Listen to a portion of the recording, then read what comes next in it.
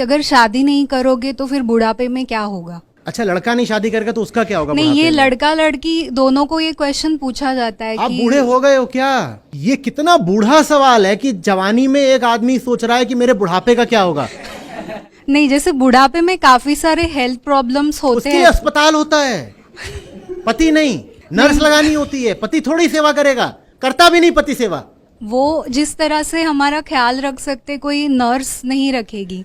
Nurse ही ख्याल रख रही है। और ये कितना बड़ा अत्याचार है कि मैं अपना ख्याल रखने के लिए शादी करके एक नर्स को लेके आऊं। वो तो है। ये अत्याचार नहीं है कि शादी करी और सोच रहा हूं अब ये बुढ़ापे में मैं टट्टी करूंगा पैंट में, फिर ये साफ करेगी। ये अत्याचार नहीं है। ये खुली बात क्यों नहीं करते हो फिर जब अरेंज मैरिज में मिल रहे होते हो ना कि देख ये काम है जिसके लिए तुझे लेके आ रहा हूं। हर हर महादेव। आज मेरे किसी मित्र ने और किसी भोलेनाथ जी के भक्त ने मेरे पास एक क्लिप भेजी, और उस क्लिप को जब मैंने सुना और मैंने जब उस व्यक्ति के बारे में थोड़ा सा जानने की कोशिश करी, तो मैंने देखा कि YouTube पे और फेसबुक पे बड़े प्रचलित हैं और बहुत ही ज़्यादा फेमस हैं। इनका नाम है आचार्य प्रशांत। लोग इनको आचार्य प्रशांत के नाम से जानते हैं, और ये अपने YouTube चैनल के माध्यम से वेदों पे आधारित, भागवत गीता पे आधारित या हमारे उपनिषदों पे आधारित या जितना भी इनका नॉलेज है, जितनी भी इनकी टीचिंग्स का जो डायरेक्शन है, वो सारा का सारा इंडियन लिटरेचर पे है।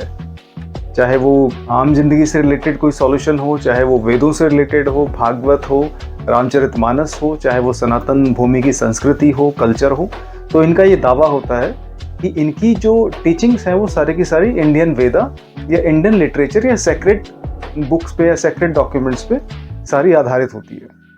अब जब इनकी ये क्लिप आपने सुनी जो अभी क्लिप इनकी, तो आपको सुन के ये बड़ा सरप्राइज होगा कि मैरिज जैसे इंस्टीट्यूशन को, शादी जैसे एक रिवाज को, एक जीवन के अटूट हिस्से को ये कहते हैं कि अगर आप किसी से शादी करते हैं तो वो बहुत ही सेल्फिश एक्ट होता है, बहुत ही ज़्यादा गैरतमंद होता है और बहुत ज़्यादा पर्सनल होता है। अगर आप किसी व्यक्ति से शादी करते हैं तो आप उसको अपनी निजी ज़रूरतों को पूरा करने के लिए आप उसके साथ जोड़ रहे हैं। तो कहने का मतलब, अगर आप लड़की हैं और किसी लड़के से शादी करती हैं तो उसके पीछे बहुत बड़ा सेल्फिश कारण है, क्योंकि आपको कोई कमाई का साधन चाहिए, आपको अपना जीवन बिताने के लिए एक ऐसा व्यक्ति चाहिए जो आपके खर्चे उठाए और आपके बुढ़ापे का सहारा बने और समाज में आपको एक पत्नी का दर्जा दे। और कोई लड़का किसी लड़की से शादी करता है तो वो एक तरीके से इसलिए शादी करता है कि घरेलू काम करने के लिए उसको एक लड़की चाहिए और उसके वंश को आगे बढ़ाने के लिए एक लड़की की ज़रूरत है, और बुढ़ापे में जब उसका शरीर काम करना बंद कर दे तो उसे एक लड़की की ज़रूरत है। तो ये सारे के सारे जो कारण होते हैं ये सेल्फिश होते हैं। लेकिन ये मैरिज जब की जाती है, जब विवाह किया जाता है हमारी सनातन भूमि में, तो इनका मानना ये है कि आपको किसी लाइफ पार्टनर की, किसी जीवन साथी की ज़रूरत नहीं है या नहीं होनी चाहिए। तो मैं इनकी ये टिप्पणी सुनकर, इनकी ये बात सुनकर ये साबित होता है कि शायद मिस्टर प्रशांत को या तो हमारी संस्कृति या हमारे कल्चर का जरा सा भी ज्ञान नहीं है, और अगर ज्ञान होने के बावजूद भी ये जानबूझ के ऐसा कह रहे हैं, तो शायद मुझे लगता है कि इनकी जो सोच है बहुत ज़्यादा वेस्टर्न कल्चर वाली है। ये सिर्फ नाम के लिए वेदों का, रामायण का और रामचरितमानस का, भागवत का उदाहरण देके लोगों को मिसगाइड करने की कोशिश कर रहे हैं। इनका ये मानना है कि शादी जैसी प्रैक्टिस या शादी जैसा जो रिवाज है जो हिंदू समाज का, वो बिल्कुल गलत है। अभी जैसे आपने इनको सुना कि आप अगर बीमार पड़ते हैं तो अगर आप हॉस्पिटल जाते हैं तो वहाँ पे आपकी सेवा या आपकी जो हेल्प है या आपकी जो आपका जो ट्रीटमेंट करने में आपकी जो हेल्प करती है वो नर्स होती है। तो इनके कहने का मतलब, आप शादी करें ना करें, एक बीवी की ज़रूरत जो है वो एक नर्स से भी पूरी की जा सकती है, कम से कम हॉस्पिटल के अंदर। तो कोई इनको ये समझाए कि बीवी का मतलब सिर्फ सेवा करना या आपके घरेलू कामों में आपकी मदद करना या आपके बच्चों को जन्म देना, या एक व्यक्ति जो एक इंसान होता है, जो मेल होता है, जो लड़का होता है, उसका जो कारण है जीवन में होने का सिर्फ ये नहीं कि वो नौकरी करके पैसा कमाएगा या आपके साथ शारीरिक सुख भोगेगा या आगे जाके आप बीमार पड़ोगे तो आपकी मदद करेगा।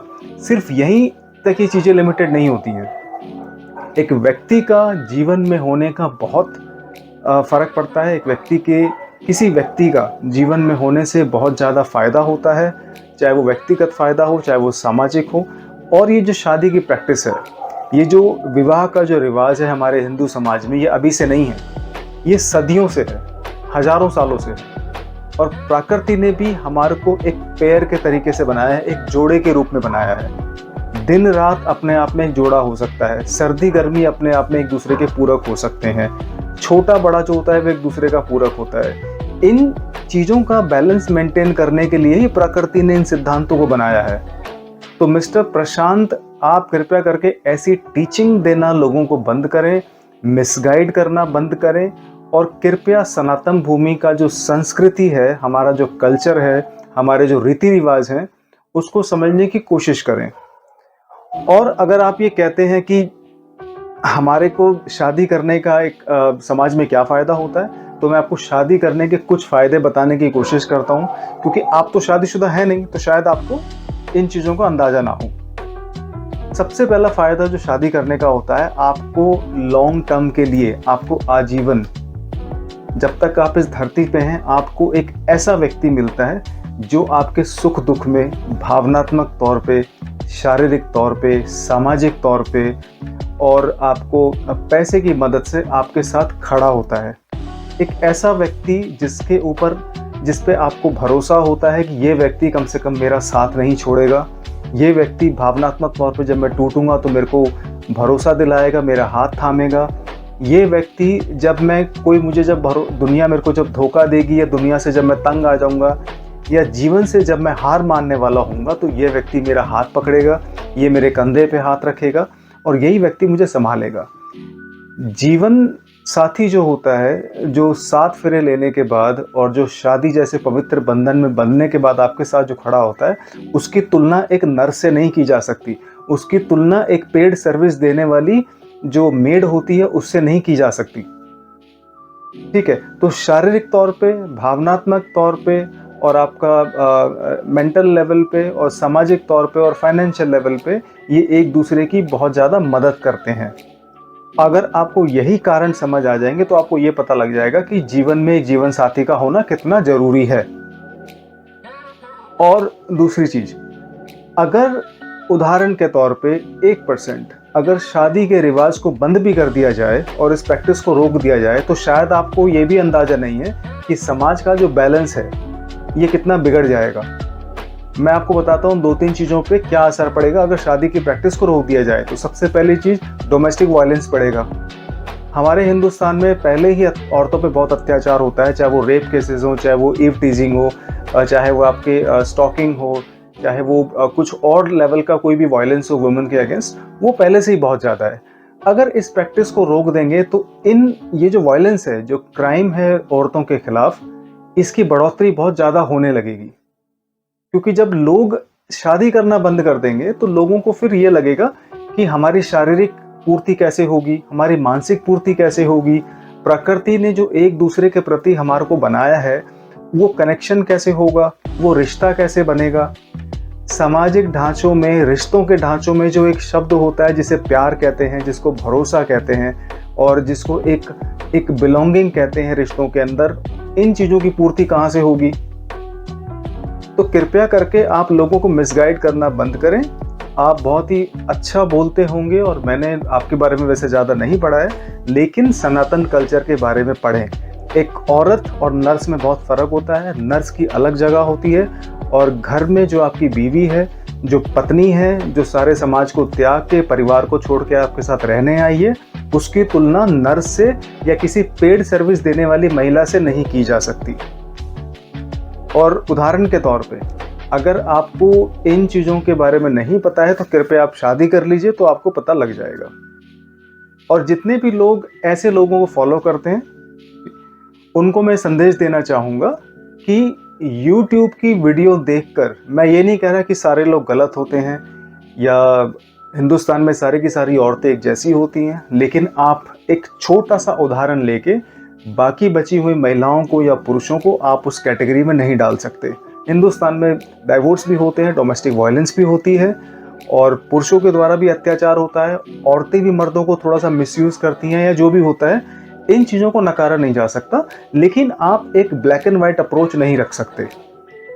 व्यक्ति व्यक्ति पर निर्भर करता है कि वो कैसा है, कैसे उसने चीज़ों को मतलब परिस्थिति को हैंडल किया है, उसके साथ क्या बीता है, उसने क्या उसके साथ मिसयूज हुआ है, क्या उसके साथ सर्कमस्टांसेस रहे हैं। तो ये एक पर्टिकुलर इंडिविजुअल पर्सन पर डिपेंड करता है। तो किसी एक व्यक्ति के आधार पर आप पूरे समाज को उस कटघरे में नहीं खड़ा कर सकते।